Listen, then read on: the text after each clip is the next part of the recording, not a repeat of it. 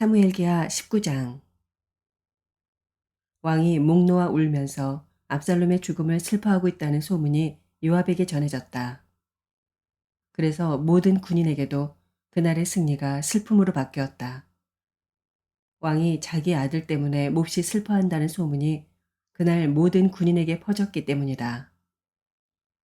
그래서 그날 군인들은 마치 싸움터에서 도망쳐 나올 때 부끄러워서 빠져나가는 것처럼 슬며시 성 안으로 들어왔다.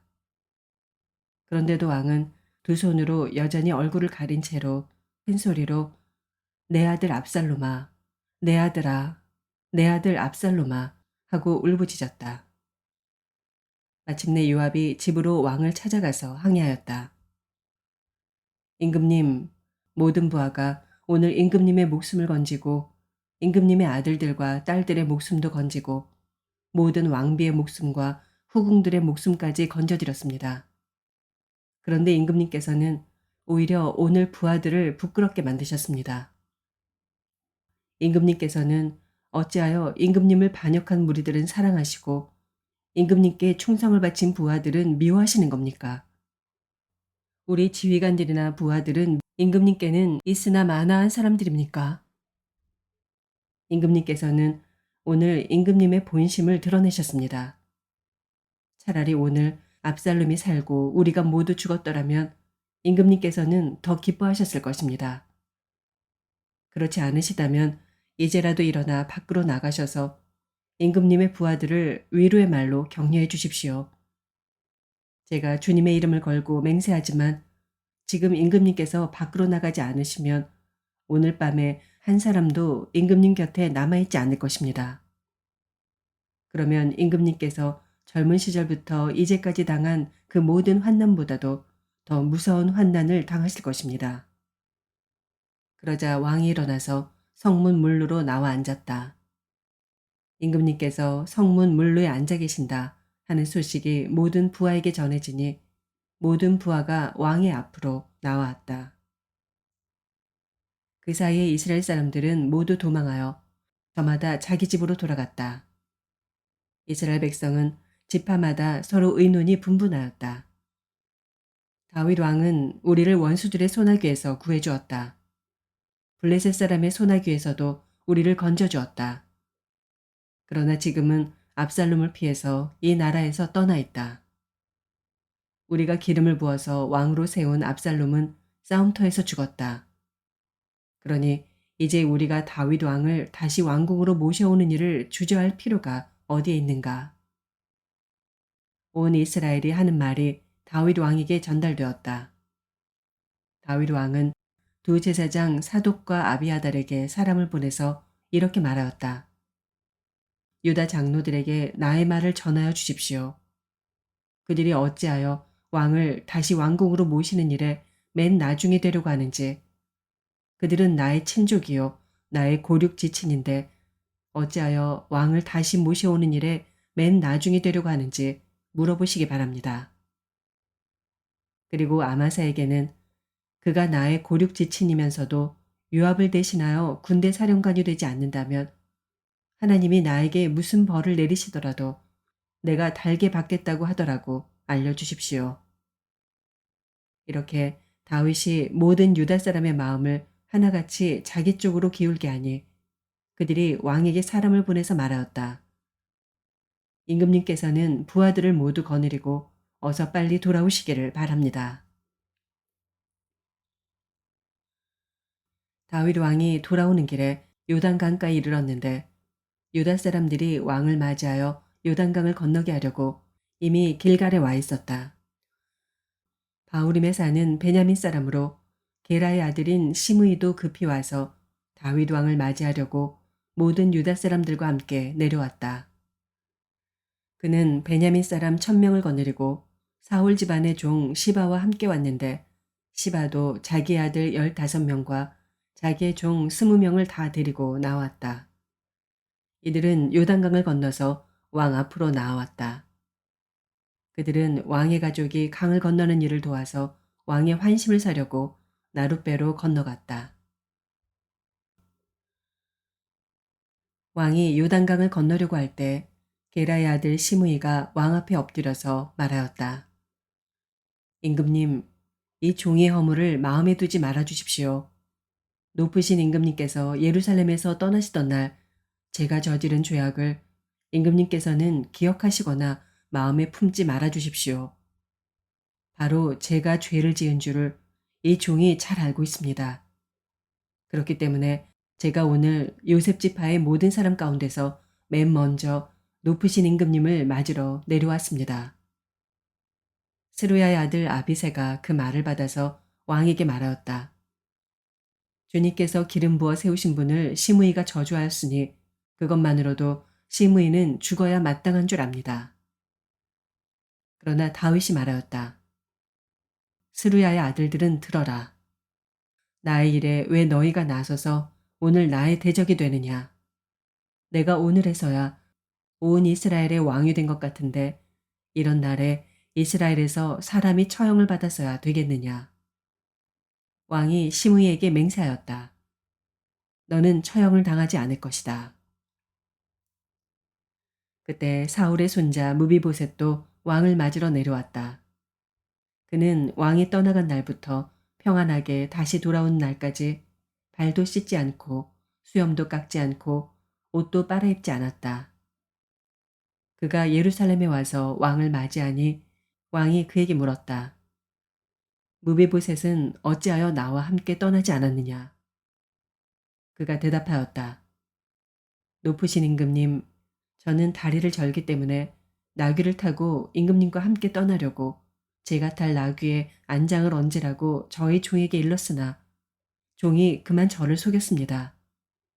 그리고는 그가 임금님께 가서 이 종을 모함까지 하였습니다. 임금님은 하나님의 천사와 같은 분이시니 임금님께서 좋게 여기시는 대로 처분하시기를 바랍니다. 제 아버지의 온 집안은 임금님에게 죽어도 마땅한 사람들 뿐인데 임금님께서는 이 종을 임금님의 상에서 먹는 사람들과 함께 먹도록 해주셨으니 이제 저에게 무슨 염치가 있다고 임금님께 무엇을 더 요구하겠습니까? 그러나 왕은 그에게 말하였다. 내가 어찌하여 그 이야기를 또 꺼내느냐. 나는 이렇게 결정하였다. 너는 시바와 밭을 나누어 가져라. 무비보셋이 왕에게 아뢰었다. 높으신 임금님께서 안전하게 왕궁으로 돌아오시게 되었는데 이제 그가 그 밭을 다 차지한들 어떻습니까? 그때 길앗 사람 바르실레도 로글림에서 내려와서 왕이 요단강을 건너는 일을 도우려고 요단강가에 이르렀다. 바르실레는 아주 늙은 사람으로 나이가 80살이나 되었다. 그는 큰 부자였으므로 왕이 마하나임에 머물러 있는 동안에 왕에게 음식을 공급하였다. 왕이 바르실레에게 말하였다. 노인께서는 나와 함께 건너가시지요. 나와 같이 가시면 내가 잘 대접하겠습니다. 그러나 바르실레는 왕에게 아뢰었다. 제가 얼마나 더 오래 산다고 임금님과 함께 예루살렘으로 올라가겠습니까? 제 나이가 지금 80입니다. 제가 이 나이에 좋은 것과 나쁜 것을 어떻게 가릴 줄 알겠습니까? 이 종이 무엇을 먹고 무엇을 마신들 그 맛을 알기나 하겠습니까? 노래하는 남녀가 아름다운 노래를 부른들 제가 이 나이에 잘 알아듣기나 하겠습니까? 그러니 이 종이 높으신 임금님께 다시 짐이 되어서야 되겠습니까? 이 종은 임금님을 모시고 요단강을 건너려는 것뿐인데 어찌하여 임금님께서는 이러한 상을 저에게 베푸시려고 하십니까? 부디 이 종을 돌아가게 하셔서 고향 마을에 있는 제 아버지와 어머니의 무덤 곁에서 죽게 하여 주시기를 바랍니다. 그 대신에 이 종의 아들 김함이 여기 있으니 그가 높으신 임금님을 따라가게 하시고 임금님께서 바라시는 대로 그에게 잘 대하여 주시기를 바랍니다. 그러자 왕이 약속하였다. 물론 내가 김함을 데리고 가겠소. 그리고 노인께서 보시기에 만족하도록 내가 그에게 잘 대하여 주겠고 또 나에게 특별히 부탁한 것은 무엇이든지 내가 다 이루어 드리겠소. 드디어 온 백성이 요단강을 건넜고 왕도 건너갔다. 왕이 바르실레에게 입을 맞추고 복을 빌어주니 바르실레가 자기의 고장으로 돌아갔다. 왕이 길갈로 건너갈 때 김함도 왕을 따라서 건너갔다. 온 유다 백성과 이스라엘 백성의 절반이나 왕을 따라서 요단강을 건너갔다. 그런데 갑자기 온 이스라엘 사람이 왕에게 몰려와서 이렇게 말하였다. 어찌하여 우리의 형제인 유다 사람들이 우리와 의논도 없이 임금님을 몰래 빼돌려 임금님과 임금님의 가족과 다윗 왕의 모든 신하를 모시고 건넜습니까? 그러자 온 유다 사람이 이스라엘 사람에게 대답하였다. 우리가 임금님과 더 가깝기 때문이다. 너희가 이런 일로 그렇게 화를 낼 이유가 무엇이냐? 우리가 임금님께 조금이라도 얻어먹은 것이 있느냐? 임금님이 우리에게 조금이라도 주신 것이 있어서 그러는 줄 아느냐? 그러나 이스라엘 사람은 유다 사람에게 이렇게 말하였다. 우리는 임금님께 요구할 권리가 너희보다 열갑절이나 더 있다. 그런데 어찌하여 너희는 우리를 무시하였느냐? 높으신 임금님을 우리가 다시 모셔와야 되겠다고 맨 먼저 말한 사람이 바로 우리가 아니었느냐? 그래도 유다 사람의 말이 이스라엘 사람의 말보다 더 강경하였다. 고린도후서 12장. 자랑함이 나에게 이로울 것은 없으나 이미 말이 나왔으니 주님께서 보여주신 환상들과 계시들을 말할까 합니다. 나는 그리스도를 믿는 사람 하나를 알고 있습니다.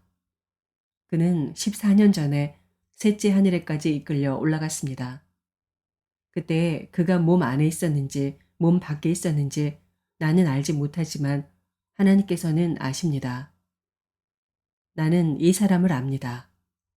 그가 몸을 입은 채 그렇게 했는지 몸을 떠나서 그렇게 했는지를 나는 알지 못하지만 하나님께서는 아십니다.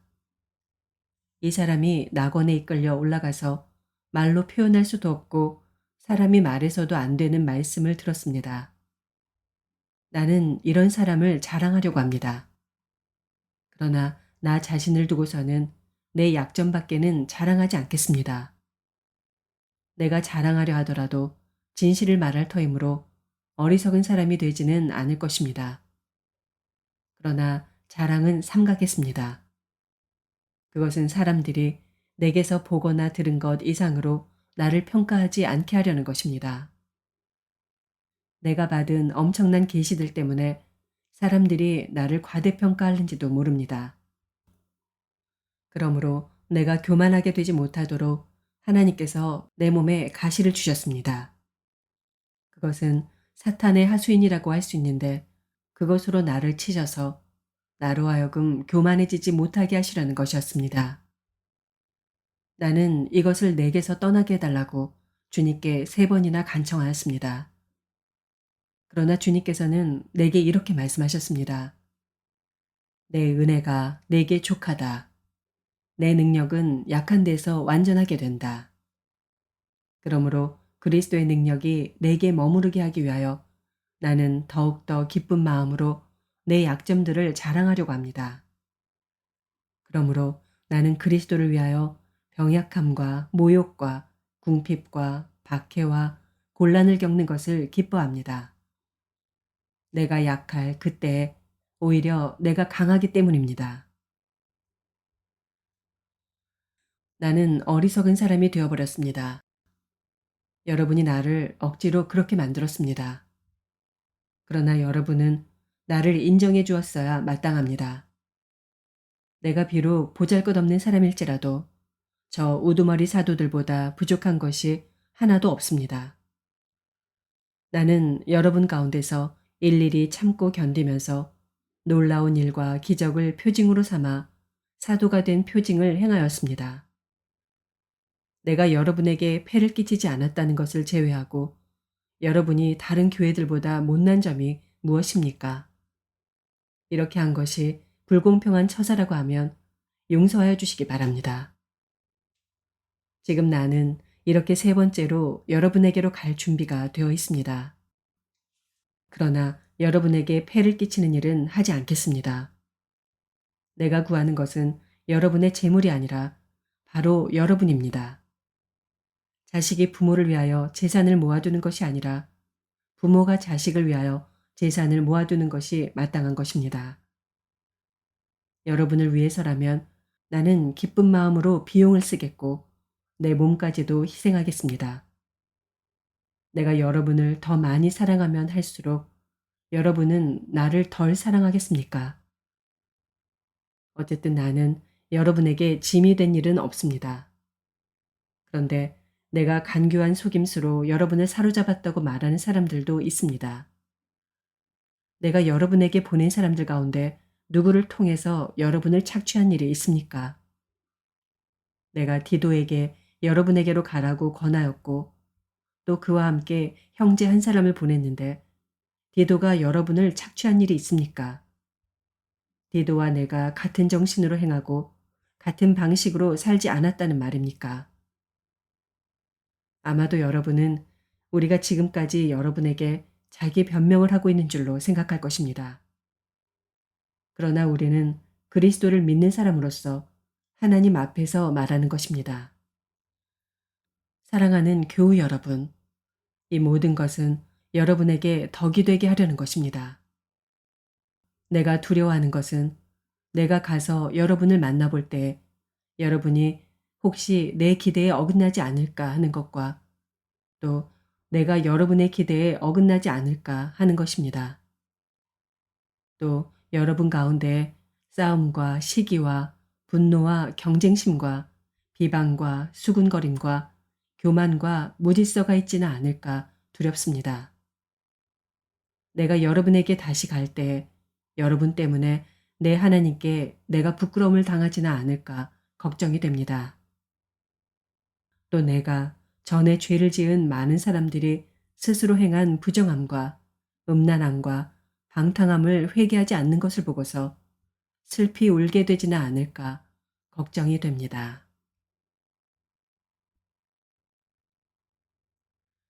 에스겔서 26장 제11년 어느 달 초하루에 주님께서 나에게 말씀하셨다. 사람아, 두로가 예루살렘을 두고 아하, 뭇 백성의 관문이 부서지고 성의 모든 문이 활짝 열렸구나. 예루살렘이 황무지가 되었으니 이제는 내가 번영하게 되었다고 말하였다. 그러므로 나 주 하나님이 말한다. 두로야, 내가 너를 쳐서 바다가 물결을 치며 파도를 일으키듯이 여러 민족들이 밀려와서 너를 치게 하겠다. 그들이 두로의 성벽을 무너뜨리고 그곳의 망대들을 허물어뜨릴 것이다. 내가 그곳에서 먼지를 말끔히 씻어내고 맨 바위만 드러나도록 하겠다. 그러면 두로가 바다 가운데서 그물이나 말리는 곳이 될 것이다. 내가 한 말이니 그대로 될 것이다. 나 주 하나님의 말이다. 두로가 여러 민족에게 약탈을 당할 것이다. 해변에 있는 두로의 성읍들도 칼에 죽을 것이다. 그때야 그들이 비로소 내가 주인 줄 알 것이다. 나 주 하나님이 말한다. 내가 왕들 가운데 으뜸가는 왕, 바빌로니아 왕 느부갓네살을 북쪽에서 데려다가 두로를 치겠다. 그가 말과 병거와 기병과 군대와 많은 백성을 이끌고 올 것이다. 내 땅에 자리 잡고 있는 내 딸 성읍들을 그가 칼로 죽일 것이다. 그가 너를 치려고 높은 사다리를 세운다. 너를 공격하려고 흙 언덕을 쌓고 방패를 갖춘다. 쇠망치로 내 성벽을 허물고 갖가지 허무는 연장으로 내 망대들을 부술 것이다. 그의 군마들이 많아서 너는 그들의 먼지에 묻힐 것이다. 그가 마치 무너진 성읍 안으로 들어오듯이 내 모든 성문 안으로 들어오면 그의 기병과 병거의 바퀴 소리에 내 모든 성벽이 진동할 것이다. 그가 말발굽으로 내 거리를 짓밟을 것이고 칼로 내 백성을 죽일 것이며 내 튼튼한 돌기둥들도 땅바닥에 쓰러뜨릴 것이다. 그의 군인들이 너에게 와서 재산을 강탈하고 상품들을 약탈하고 성벽들을 허물고 마음에 드는 집들을 무너뜨리고 모든 석재와 목재와 흙덩이까지도 바닷속으로 집어 던질 것이다. 내가 내 모든 노랫소리를 그치게 하며 내 수금소리가 다시는 들리지 않게 하겠다. 내가 너를 맨바위로 만들겠고 너는 그물이나 말리는 곳이 되고 다시는 아무도 너를 새로 짓지 못할 것이다. 내가 한 말이니 그대로 될 것이다. 나 주 하나님의 말이다. 나 주 하나님이 두로를 두고 말한다. 내가 쓰러지는 소리가 들리고 내 한가운데서 부상당한 자들이 신음하고 놀라운 사륙이 저질러질 때 섬들이 진동하지 않을 수 있겠느냐. 그때에는 해변 주민의 왕들이 그들의 왕좌에서 내려오고 그들의 왕복을 벗고 수놓은 옷들도 벗어버릴 것이다. 그들은 두려움에 사로잡혀 땅바닥에 앉아서 때도 없이 떨며 너 때문에 놀랄 것이다. 그들은 너를 두고 애가를 지어 부를 것이다. 너 항해자들이 머물던 성읍아, 내가 어쩌다가 이렇게 망하였느냐. 그렇게도 이름을 날리던 성읍, 바다에서 세력을 떨치던 그 성읍, 그 주민과 그 성읍이 온 육지를 떨게 하지 않았던가. 오늘 내가 쓰러지니 섬들이 떨고 있다. 바다에 있는 섬들이 내 종말을 지켜보며 놀라고 있다. 나 주 하나님이 말한다. 내가 너를 사람이 살지 않는 성읍처럼 황폐한 성읍으로 만들고 깊은 물결을 내 위로 끌어올려서 많은 물이 너를 덮어버리게 하고 너를 구덩이로 내려가는 사람들과 함께 내려가 옛날에 죽은 사람들에게로 가게 하겠다. 그리고 내가 너를 구덩이로 내려간 사람들과 함께 저 아래 깊은 땅속 태고적부터 황폐하여진 곳으로 들어가서 살게 하여 내가 다시는 이전 상태로 회복되거나 사람들이 사는 땅에서 한 모퉁이를 차지하지 못하게 하겠다. 내가 너를 완전히 멸망시켜서 없애버리겠다. 사람들이 너를 찾아도 다시는 영원히 만날 수 없을 것이다. 나 주 하나님의 말이다. 시편 74편. 하나님, 어찌하여 우리를 이렇게 오랫동안 버리십니까? 어찌하여 주님의 목장에 있는 양떼에게서 진노를 거두지 않으십니까? 먼 옛날 주님께서 친히 값주고 사신 주님의 백성을 기억해 주십시오. 주님께서 친히 속량하셔서 주님의 것으로 삼으신 이 지파를 기억해 주십시오. 주님께서 거처로 삼으신 시온산을 기억해 주십시오. 원수들이 주님의 성소를 이렇게 훼손하였으니 영원히 폐허가 된 이곳으로 주님의 발걸음을 옮겨 놓아 주십시오. 주님의 대적들이 주님의 집회 장소 한가운데로 들어와서 승전가를 부르며 승리의 표로 깃대를 세웠습니다. 그들은 나무를 도끼로 마구 찍어내는 밀림의 벌목꾼과 같았습니다. 그들은 도끼와 쇠망치로 성소의 모든 장식품들을 찍어서 산산조각을 내었습니다. 주님의 성소에 불을 질러 땅에 뒤엎고 주님의 이름을 모시는 곳을 더럽혔습니다. 그들은 씨도 남기지 말고 전부 없애버리자 하고 마음먹고 이 땅에 있는 하나님을 만나 뵙는 장소를 모두 불살라 버렸습니다. 우리에게는 어떤 징표도 더 이상 보이지 않고 예언자도 더 이상 없으므로 우리 가운데서 아무도 이 일이 얼마나 오래 갈지를 아는 사람이 없습니다. 하나님, 우리를 모욕하는 저 대적자를 언제까지 그대로 두시렵니까? 주님의 이름을 모독하는 저 원수를 언제까지 그대로 두시렵니까? 어찌하여 주님께서 주님의 손, 곧 오른손을 거두십니까? 주님의 품에서 빼시고 그들을 멸하십시오. 하나님은 옛적부터 나의 왕이시며 이 땅에서 구원을 이루시는 분이십니다. 주님께서는 주님의 능력으로 바다를 가르시고 물에 있는 탄인들의 머리를 깨뜨려 부수셨으며 리워야단의 머리를 짓부수셔서 사막에 있는 짐승들에게 먹이로 주셨으며 샘을 터뜨리셔서 개울을 만드시는가 하면 유유히 흐르는 강을 메마르게 하셨습니다. 낮도 주님의 것이요 밤도 주님의 것입니다. 주님께서 달과 해를 제자리에 두셨습니다. 주님께서 땅의 모든 경계를 정하시고 여름과 겨울도 만드셨습니다. 주님, 원수가 주님을 비난하고 어리석은 백성이 주님의 이름을 모욕하였습니다. 이 일을 기억하여 주십시오. 주님께서 맷비둘기 같은 주님의 백성의 목숨을 들짐승에게 내주지 마시고 가련한 백성의 생명을 영원히 잊어버리지 마십시오. 땅의 그늘진 곳마다 구석구석 폭력배의 소굴입니다. 주님께서 세워주신 언약을 기억하여 주십시오. 억눌린 자가 수치를 당하고 물러가지 않게 해주십시오. 가련하고 가난한 사람이 주님의 이름을 찬송하게 해주십시오. 하나님, 일어나십시오. 주님의 소송을 이기십시오. 날마다 주님을 모욕하는 어리석은 자들을 버려두지 마십시오. 주님께 항거에서 일어서는 자들의 소란한 소리가 끊임없이 높아만 가니 주님의 대적자들의 저 소리를 부디 잊지 마십시오. 아멘.